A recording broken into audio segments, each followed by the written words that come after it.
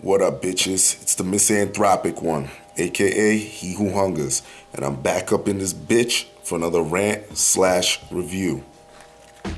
Today, I'd like to talk about this album right here, J. Cole's latest album called Born Sinner.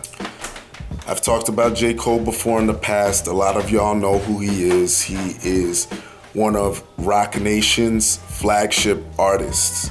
And this album right here was highly anticipated. A lot of people were looking forward to it, as was I.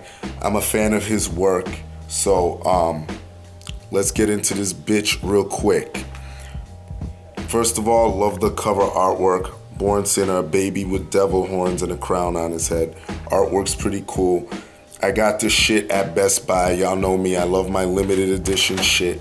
So if you get it at Best Buy, you get you have an option. You can get the regular one, and you get this one with a bonus disc called Yours Truly, and it has 5 extra tracks on there.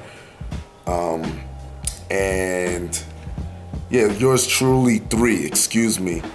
And it's well worth it, but I'm gonna separate that from the album itself. I won't go into that. The songs were dope, but if you want it, you go cop it, or I'm sure someone uploaded it to YouTube by now, so you go listen to those songs. But y'all know me, I like supporting the fucking artists. Let's get into some of the features on this bitch. You have Miguel, Amber Kaufman, Kendrick Lamar, TLC, at Font Leroy, if that's, I guess that's how you say that person's name. The bonus discs, you have 50 Cent, Bass, and Jenny Aiko. So minus the bonus tracks, I mean, still, even if you add the bonus disc in, you still don't have that many features, and I was happy about that. I want to hear what J. Cole has to say by himself. So let's step into some of the producers on this bitch. Production on this bitch, J. Cole handled most of the production on here, with the exception of 3 producers. You have my man Jake One, shout out to Jake One. You have Science and Christian Rich. And this album was very cohesive. I'm glad that, as far as the sound wise, I'm glad that J. Cole, I was about to say Jake One. I'm glad that J. Cole fucking took the reins and did all the production on here, because it came together sonically. It was very well done, put together. I can't really complain about the beats. I was actually surprised about a lot of them. Some of them were a little bit, geared towards a commercial crowd. Not too sugary, but it was tolerable enough for me. Y'all know I'm very anal about that sort of shit. So sound wise, wasn't too bad at all. I definitely fuck with this album.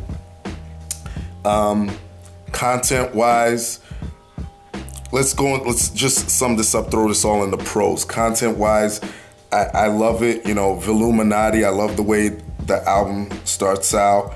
Villuminati, how he spoke on this in an interview, like how he was snubbed by Jay-Z in the beginning, and that only made him more hungry, and now Jay-Z's paying him, to put out records, and I think that's funny as hell. Land of the Snakes, great track where he's flowing over the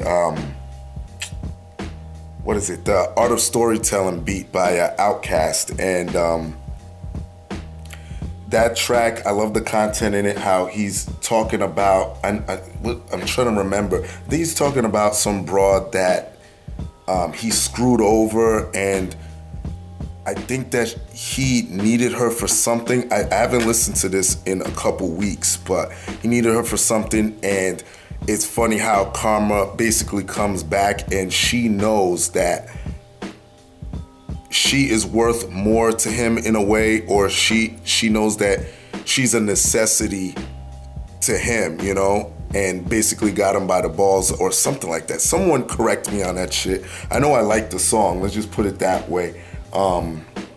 What else? Mo Money interlude. I love that shit. Even though it's an interlude, he basically breaks down why a lot of black motherfuckers are broke, why a lot of black niggas are broke. Listen to it. Makes sense. I think it's a little bit under a minute, but his bars on there make fucking sense. For Forbidden Fruit featuring Kendrick Lamar, fucking ill. Don't even need to go into that. Crooked Smile featuring TLC, great track. This is what I mean, where this track could easily be played on the radio, but I don't know, you know, a lot of shit that has real content in it really doesn't get played on the radio like that. But I love the content in this song.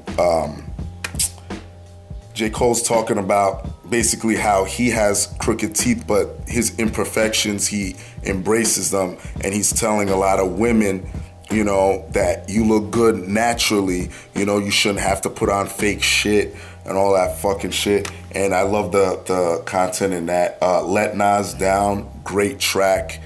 How he's talking about how he heard, you know, Nas was a fan of his work, but Nas didn't like this one track. I forget what it was. Nas was like, nah, I'm not feeling that. So he felt kind of bad that he let Nas down in a sense, and it only made him a bit stronger.